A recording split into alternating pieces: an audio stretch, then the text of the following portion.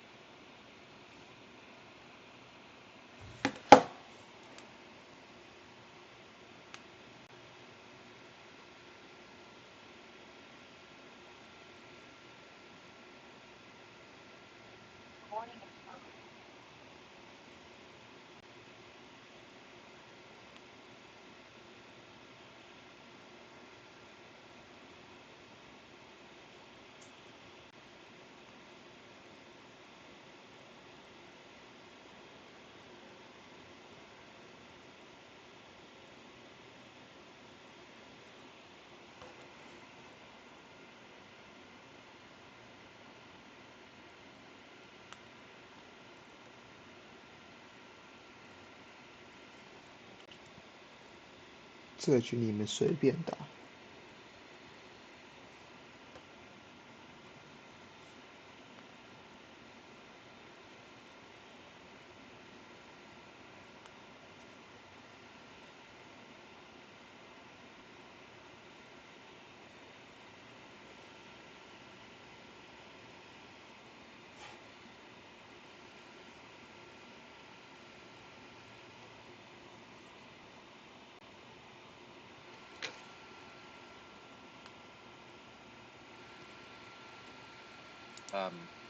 Finish.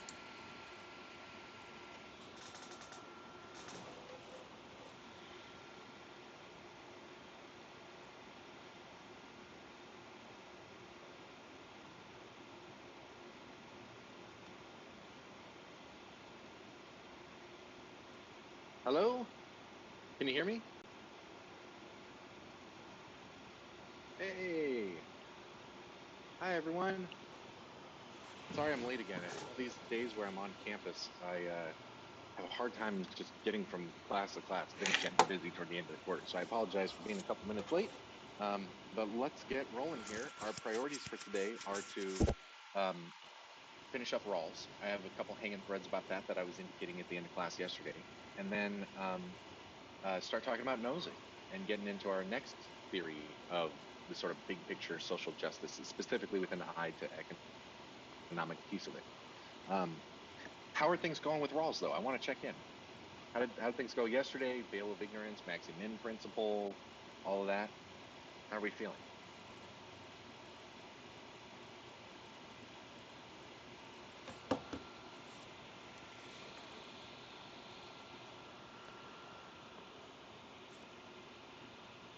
Anything on your mind?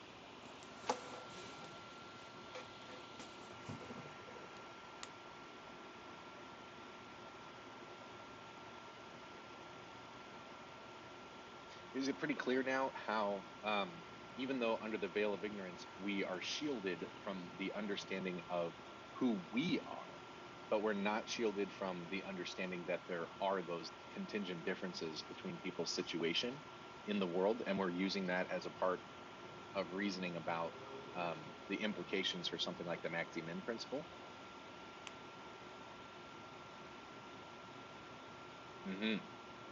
Dylan gives me a thumbs up on that. Haley, okay. 请求集合 Maggie, 送 you're 红 doing good buff。 too?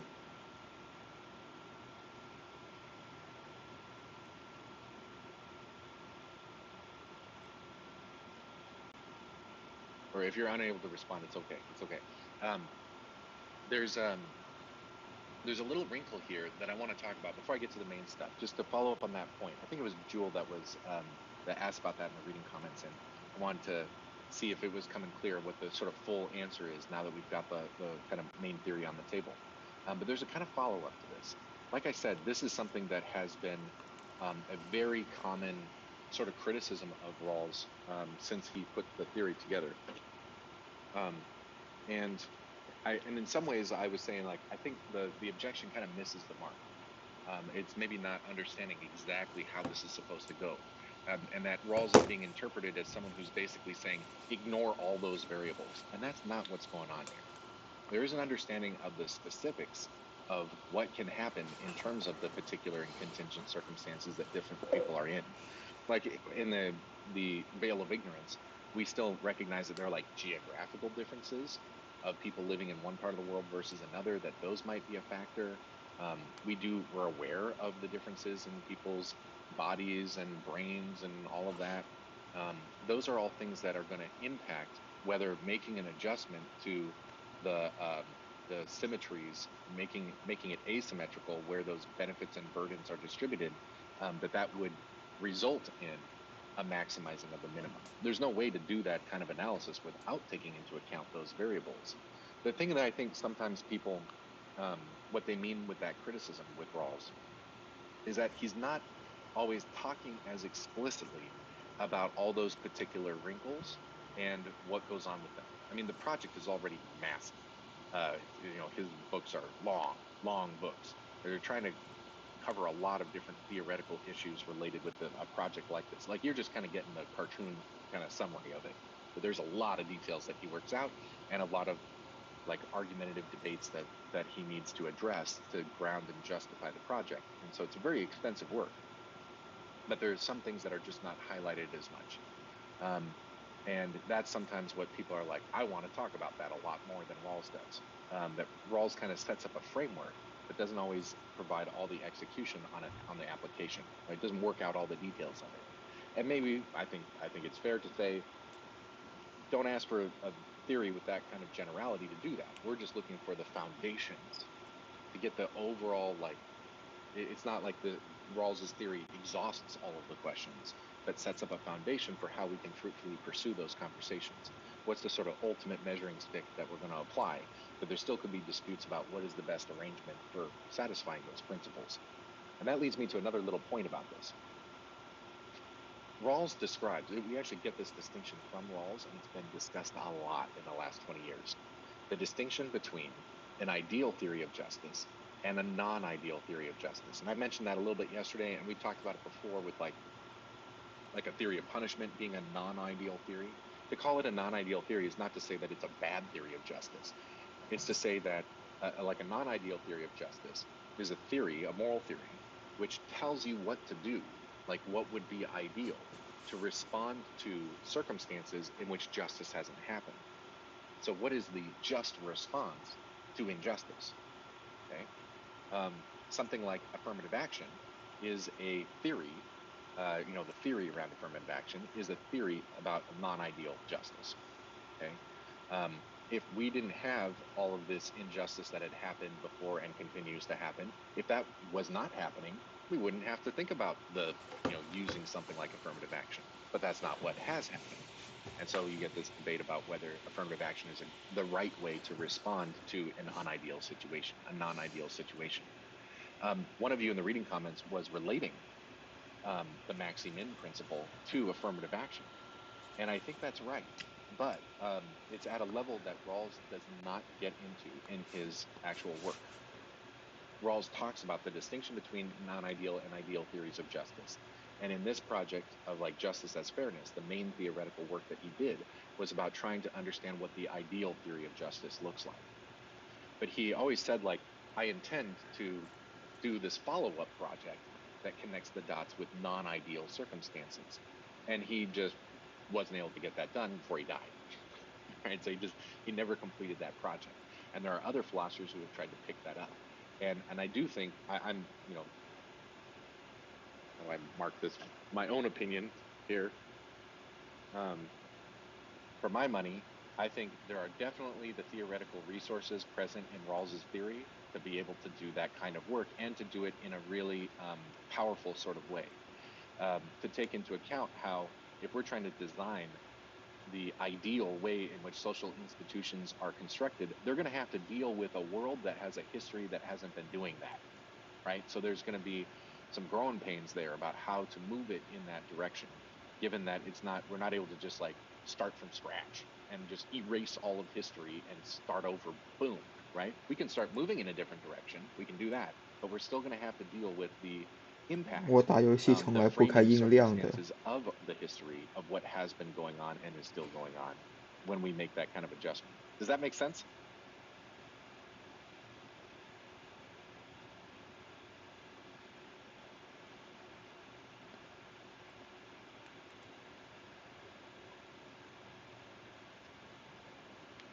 Dylan, give me a thumbs up.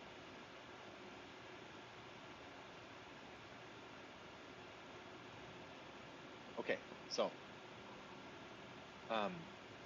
as sort of a connection to this, I said I wanted to talk about ableism and Rawls. And ableism, how many of you are familiar with ableism?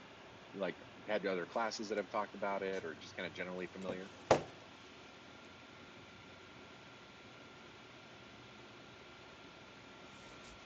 No? Okay. Well, I mean, I've heard of it, like, just like the general definition, it's just like discrimination against people with disabilities, or like, you know, yeah. But I haven't really Differently talked about able. it. Yeah. Yeah. So ableism is like sexism or racism or other kinds of forms of inequality, inequity, injustice, that kind of thing, right? And there's some, so we live in an ableist set of circumstances, in an ableist society. Society has these like ways of operating, both culturally and in terms of power structures, just like the infrastructure, the rules of how society works, that are not equitable to people of differently abled situations. Okay, so the fact that we're dealing with the legacy of that is a non-ideal circumstance that we'd have to see what does justice say about what we should do about that. But but to kind of just table the non-ideal part of it to the side, there's some things about the discourse around ableism, like the sort of philosophical, theoretical efforts at understanding it and analyzing it and what should we do about it, that I think end up being incredibly useful ideas, not just for the issue of ableism, but for many other isms and matters of social justice, and in particular is really helpful for getting on Rawls's wavelength. Okay, so I'm going to make a little connection here. This is a little tangent, but it's going to circle back, I promise. Okay, so one thing that a lot of theories around ableism emphasize is this insight that whether you are able to do something or not is not just a function of your internal properties. It's a combination of what's going on with you and what's going on with the world. 你们也太废物了吧！ So let's say I do not have the use of my legs in a wheelchair. Okay, am I able to go to class? That depends.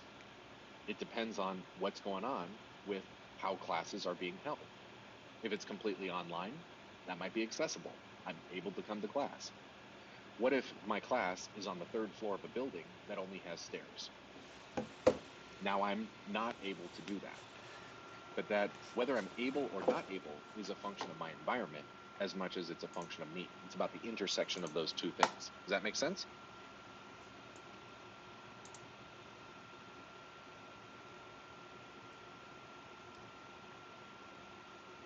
Remember, so to connect this a little bit with what we've already said with Rawls was saying that our natural situation, like the natural properties we have, like do I have the use of my legs or not, that's not a matter of social justice all by itself, like intrinsically. But when we're thinking about the question of social justice, how should we set up the rules for society? How should we, arrange our world? We can think with an eye to those natural differences and what is a just treatment of them. And it would be an unjust treatment of people under Rawls's framework to not make certain things accessible to people of different circumstances, right? Whether you're able to do something is as much a part of how we're setting up the rules of the game of society as it is about what you've got going on with your intrinsic properties. And of course, what's even happening with your intrinsic properties is something that's going to be a moving target based on whether there's opportunities based on how the environment is structured for you to develop certain abilities or skills or capacities or take on this property or that property. So to have an attentiveness to not just taking the natural things as sort of givens and ignoring them, but to think about what would be a just response to that. So put yourself back in the original position under the veil of ignorance. You don't know whether you are differently abled or part of like the norm of ables, right? The normative able body sort of thing, or able mind. You don't know if you're neurotypical or neuroatypical, for example. You don't know that. So when you're thinking about how are we going to set up the rules of society to elicit the rational consensus, the rational buy-in from everyone, regardless of their circumstances, we're definitely going to have an eye toward what happens to everybody, not just with the types of people that are like us. And that comes down to recognizing what's going on with the way we're going to set up the system, which will determine what people actually are able and not able to do. That'd be one dimension of it. And that also applies to economic ability. Because economic ability is also a function of what's going on with your individual circumstances and how the rules of the game are being set up. Are these connections making sense? You seeing how this analysis of ability, it fits really neatly into the style of moral reasoning and analysis that Rawls is encouraging?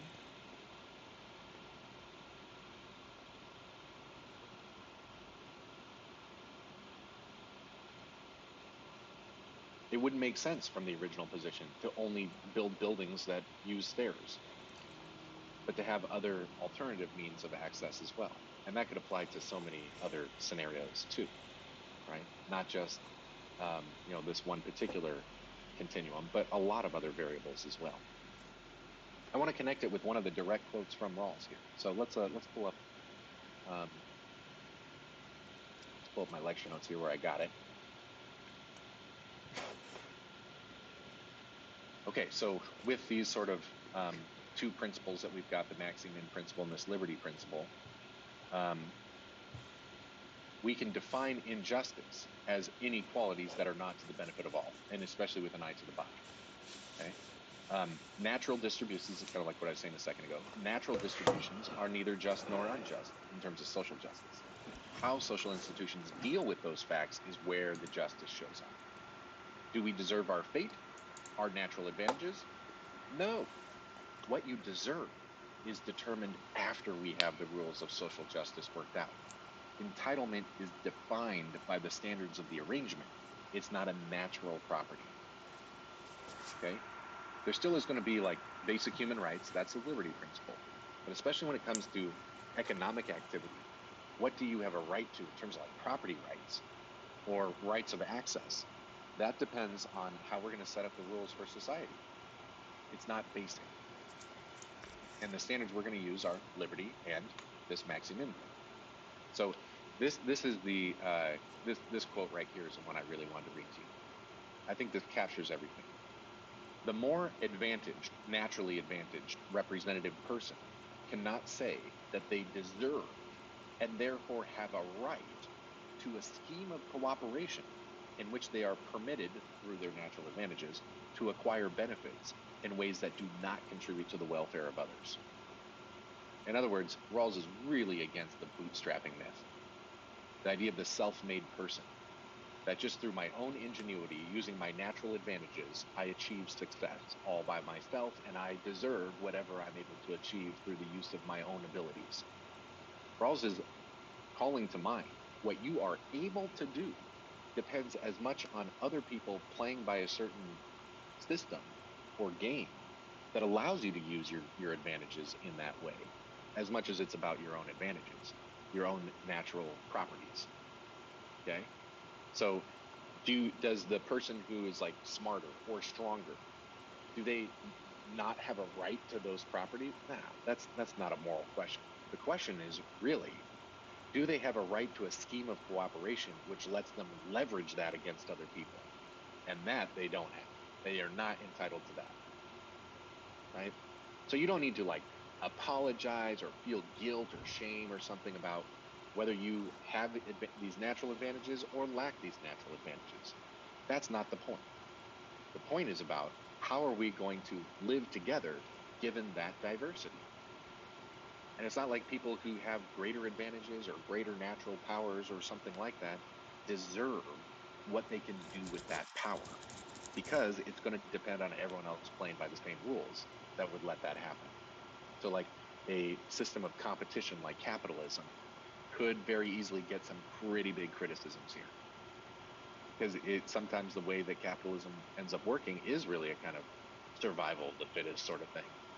Whoever's got more cleverness, more education, more strength is able to excel more, receive more of the social benefits, and maybe have the power to push off some of the burdens than people who do not have those natural advantages.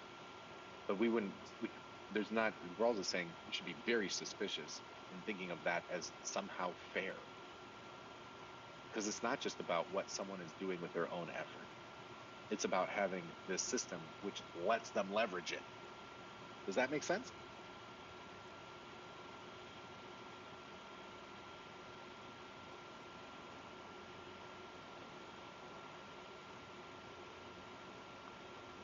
I think just like how the ableism studies are trying to reveal something that is otherwise easy to treat as invisible, to not recognize it, this influence of the environment on what we're able to do. That's very similar to what Rawls is trying to point out here as well. We often just take the system for granted, or maybe even pretend like there isn't a system, that there isn't that I don't need other people to be cooperating with me for what I'm able to achieve through my own individual effort and ingenuity. But Rawls is reminding us, no, you're like the fish that doesn't know it's wet. You're already in an environment, and you're just taking those conditions for granted. But we can't imagine them being different from like the original position. Be like, what if we set up the rules of society in a different way? What you'd be able to do might be different. What you're allowed to do by the rules of negotiation. And trying to figure out what is fair here, as we've seen this whole time. Rawls is trying to undercut and find an alternative way of determining what fairness is that is not influenced by considerations of power. That people can leverage or dictate terms of fairness just because they have more power than other people. That's not real justice. Okay, that's Rawls in a nutshell. I mean, this is just the tip of the iceberg with Rawlsian theory. But I hope you've gotten a sense for the general spirit of this thing and what it's trying to accomplish and how it's trying to go about that. I kind of want to open it up for kind of any big picture comments or evaluations or still outstanding questions or confusions regarding Rawls's approach here, what he's proposing.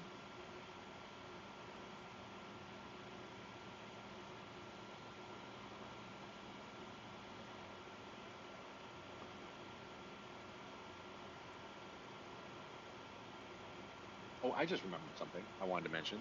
So I was talking about that comment from one of you on the discussion boards about seeing a connection between affirmative action and Rawls. And there's one big parallel here for sure, which is that to someone like Hedinger that thinks that affirmative action is just, it's compatible with justice to do that. What we're getting at the end of the day really is an asymmetry. Some people are being treated differently than others, right? And Rawls's theory is saying, yeah, just because something is asymmetrical in terms of its policy or effects or something like that does not mean it is automatically unfair. The standard is the Maximin principle. That's the standard. And I do think that like I was saying earlier, there's a way to use the Maximin principle as a guide for what to do about the fact that we live in a legacy of unjust inequalities and asymmetries. I think that's possible.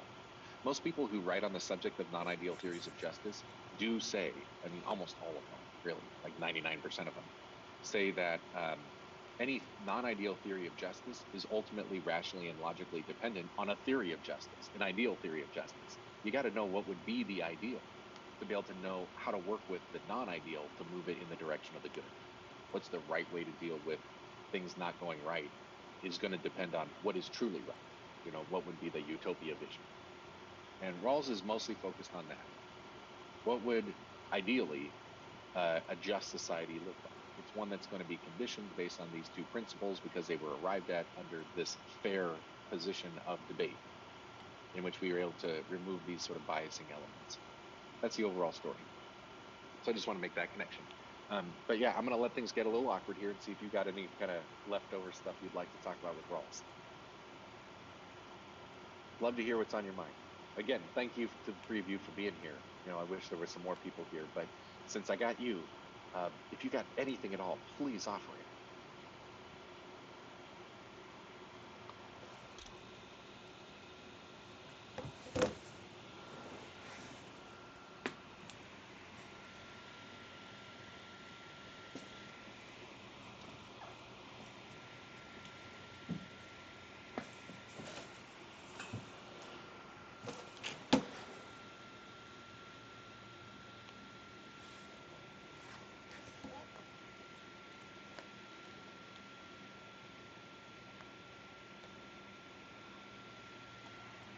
Oop, something popped up. That's okay, Maggie. Thanks for checking in with me about it. Let me know where you're at. Haley, Dylan, and also Maggie, if just from like, I know you've been here, just listening to me talk through Rawls, has that provoked any kind of questions or reflections or things that are still left over? No, not at this time. Okay. Dylan, Haley, how are you doing? Where are you at with this? I would say I'm doing pretty good. I had a couple questions about ableism, but you kind of answered that, so. Okay, cool. I thought that was pretty well, yeah. But so nothing left over on that front? No, I'd say you answered all the questions I had. Well, just out of curiosity, what were those questions? I wasn't exactly sure how that would play a role in what you're talking about, but then you kind of like went into that a little more in depth, so that was good. So I appreciate that. Cool. You're welcome. I'm good too with Rawls. I like his position more than Nozick. I know we're gonna cover him after, but yeah. Yeah, Nozick and Rawls are contemporaries, and they were like very high profile in terms of political social theory, and kind of fought a lot, right? And you had a lot of other philosophers being like, I'm more on the Rawls side, or I'm more on the Nozick side, right? But one of the things I actually am going to emphasize here as we get into Nozick is that they're not completely at odds. And there's a lot of places that they actually disagree, maybe more than you might expect too, given the general position. You know, what are you going to get from Rawls? Definitely some kind of social liberal position. Definitely going to err, you know, it's going to be moving in the side of more like socialist systems rather than, you know, laissez-faire, you know, free market libertarian capitalism. Like, you're not going to get that, right? And under Nozick is a libertarian. He's sort of like the modern godfather of libertarian theory and thinking. But he's also not the usual kind of libertarian that you might have crossed paths with in America or on the internet or something like that. Nozick is, and actually I'll probably start here. I sometimes been thinking about what's the right order to do this in. But I wanted to share some things from the end of Nozick's life and the comments that he offers there and how he looks at things. That kind of made me look at Nozick in a different way. Not just, he sort of changes his mind on some things, but also what he ends up saying and sort of reflecting on his life and what he was able to accomplish philosophically and stuff like that. Also, I think is not completely new at the end of his life, but is also present there in his younger self, who wrote this very famous book, Anarchy, State, and Utopia, that this entitlement theory comes from. So yeah, maybe you'll have find some of what I'm going to say interesting here, Haley. But they're not like completely opposed, like these extreme positions that share nothing in common. There is a lot of similarity here, and especially with a concern about non-ideal considerations of justice. That's one of the things I'm going to emphasize here. But I can keep rolling. We can get started with Nozick if there's nothing else you want to talk about. Do you find, just out of curiosity, do you feel like Rawls is like worth thinking about more? Like, this is a useful theory?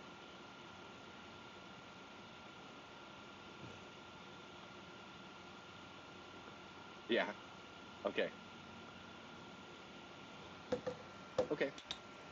and you know, this class is not for settling things. My job is to